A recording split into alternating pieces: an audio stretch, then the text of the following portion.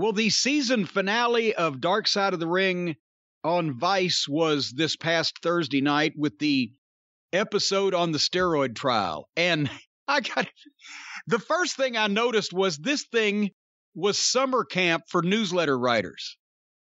I wish they'd had it like springtime. They could have took their spring break trip to the Eastern District of New York. They called Wade Keller a quote unquote journalist.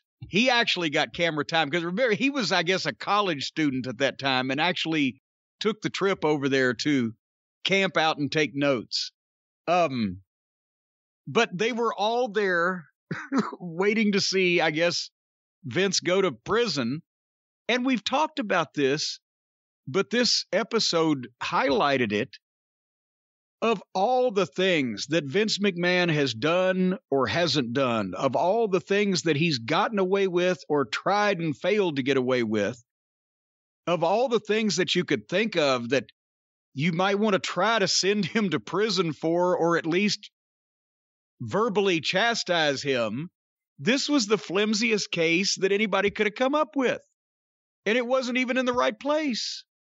That's why they had to try to, well, but he got a delivery from a limo driver at the Nassau Coliseum. That's where we are. But they didn't even have the right jurisdiction. But there was such consternation that he was going to go to jail or going to go to prison because it was the federal government. But boy, once you take a look at Jerry McDivitt and his logic, the way he phrases things, and then you saw the total of the case that they had or didn't have, this was a bunch of hoo-ha. What'd you think? First of all, I'll say, because I've been very critical of Darkseid in the past, I think the second part of this season may be the best work they've done as filmmakers and is telling as much of the story as possible considering the time constraints. This was one of those examples of a show I wish was 2 hours. Or 2 parts. Just give McDivitt an hour and listen to him explain anything, like how he explained getting Hogan off from having to testify against Dr. Zahorian in 91. McDivitt was incredible here. And I think, look, did McMahon want all of his wrestlers to do steroids? Yes. Did Rick Rude's story change on the stand? Yes. Did every wrestler know you had to look a certain way to work there? Did they know that Vince looked a certain way? Yes. They all knew all these things. Did Vince conspire to distribute? No. I mean, it's the stupidest thing.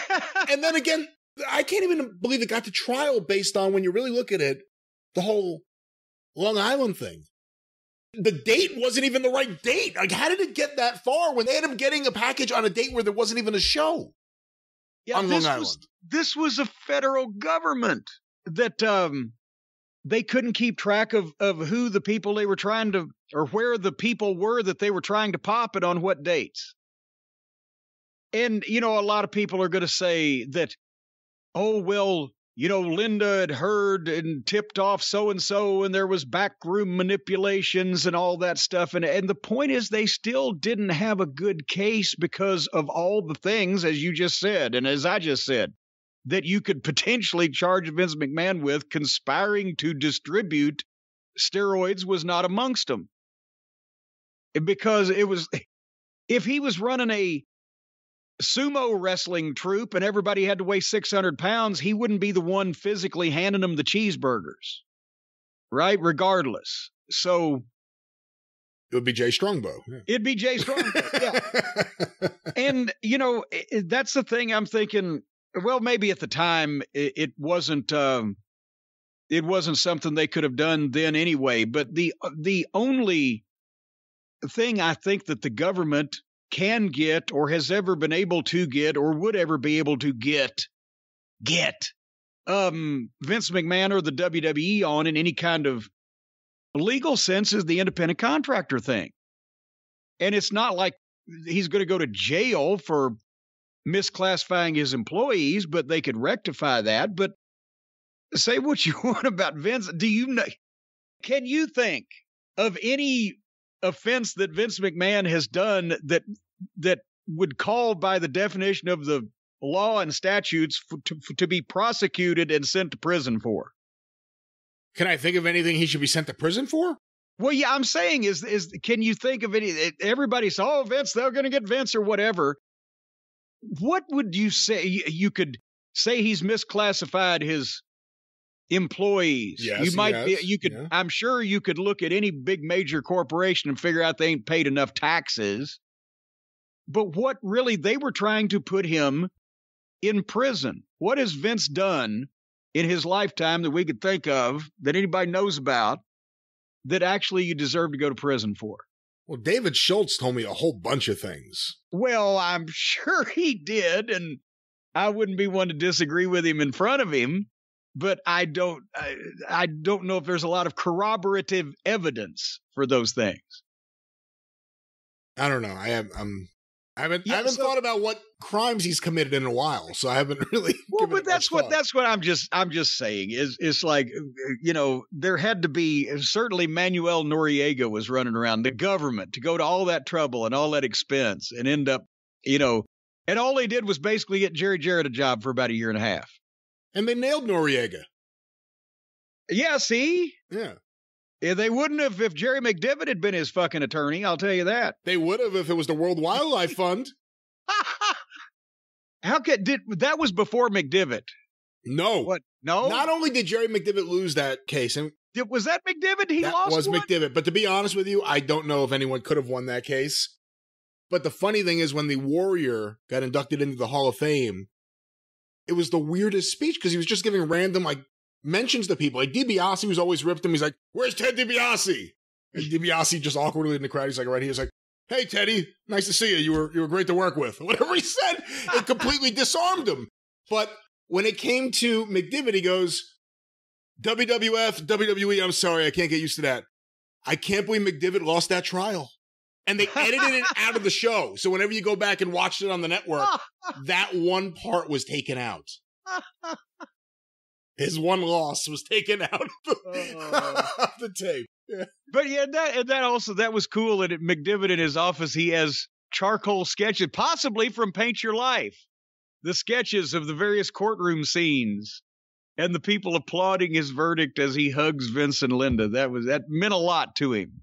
Again, when you beat the U.S. government, that's kind of like a gold medal of lawyering, isn't it?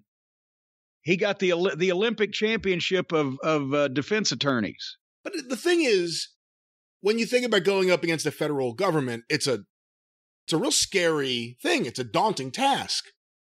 But when you see that Sean O'Shea is the guy against you, yeah, I don't care who it is, if it's the federal government or whoever, they had nothing. And the one thing Darkseid should have put in there, and I wish they had, was the whole idea of Afa and Sika sitting in the crowd, or not the crowd, but sitting, with the people in the courtroom. In the courtroom, mouthing the words "not guilty" to the jurors. How did that not make it in there? Not guilty. Not guilty. And then they got kicked out of the courtroom. One of them did. I forget which one.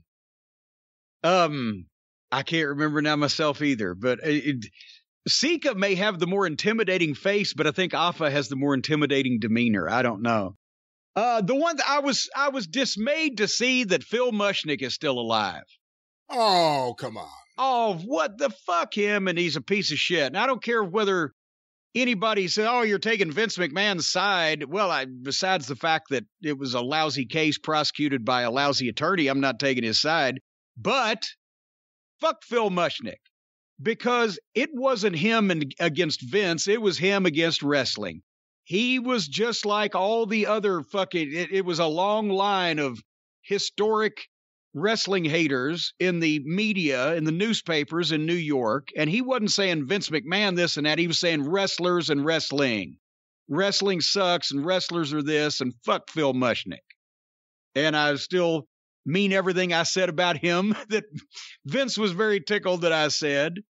After he maligned Brian Pillman, and fuck Phil Mushnick. Did I mention that? So I was dismayed to see that he's still getting attention and or breath or oxygen on the world. But otherwise than that. You're saying all the things that the entire staff of WFAN have wanted to say publicly for years, but no one does. I'm joking. I don't wish death on Phil Mushnick, although I will say there are people he hates and he just uses his column to hit them over and over, and I find it entertaining because it's not me. I didn't say also I wished death on him. I said I was surprised that it hasn't taken him yet. He looks like he's 104. But otherwise, it was a good episode, good way to end the season. And Uncle Dave has apparently, didn't have any gig marks on, so he's learned how to shave. And, everybody was, B. Brian Blair was just energetic as usual. McDivitt's takedown of Arezzi was pretty wonderful. Well, pretty wonderful. But yeah, come on. there's... I know that from my dealings with John, at the end, it turned out he was full of shit and he wasn't telling the truth. Well, I know, but there's all kinds of course, stories that can go around, but it's kind of preposterous to think that of all the people that could have got threatened, that they would pick him if anybody was going to threaten anybody. But we shall see. But to my other thought, I think the second half of this season, again, I know you didn't watch the XPW one, and it was a difficult thing to watch. I kind of am glad I watched it because I never paid any attention to it other than the New Jack trying to murder the guy on the scaffold thing. Never paid much attention to XPW. Seeing this stuff here was horrific. I mean, I can't believe I'd never seen this, and thank God I had never seen it. But I think it was a good episode. I think they've done good work. This half of the season, I think, was their best stuff. And we will look forward to future announcements because one would imagine that there will be more of the series since it is still, from what I can gather, the highest rated regular series. They may have had special events, but the highest rated series programming on Vice TV in history of any genre. So, well, they did just announce Dark Side of the Ring Tom Casati.